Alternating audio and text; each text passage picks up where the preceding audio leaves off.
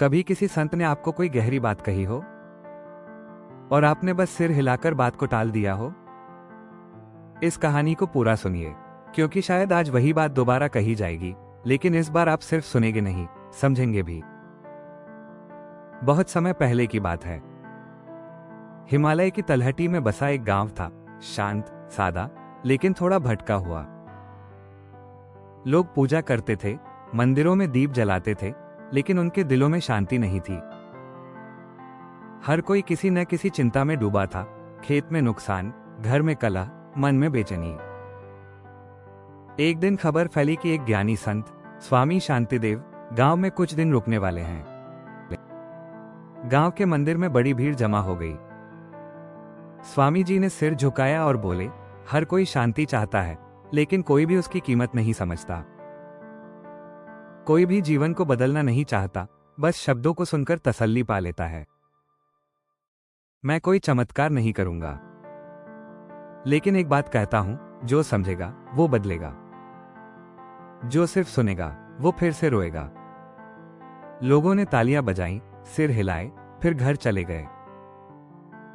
लेकिन एक व्यक्ति, नाम था हरिराम, गांव का गरीब बढ़ई, वही बैठा रहा। उसका चेहरा गंभीर था।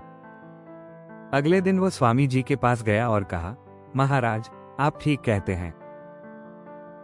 मैंने जिंदगी भर सैकड़ों संतों की बातें सुनी हैं, लेकिन आज आपकी बात सुनकर कुछ चुभा है, कुछ बदला है। मुझे वो फर्क समझना है, सुनने और समझने में। स्वामी जी ने मुस्कुराकर कहा, कल सुबह आओ, पर खाली हाथ नहीं। अपनी कुल्हाड़ी और लकड़ी लेकर आना। सूर्योदय अगली सुबह हरिराम आया, कुल्हाड़ी और लकड़ी लेकर। स्वामी जी बोले, इस लकड़ी से एक साधारण सी कुर्सी बनाओ, लेकिन बिना नापे, बिना सोचे, बस जल्दी जल्दी। हरिराम ने वैसा ही किया।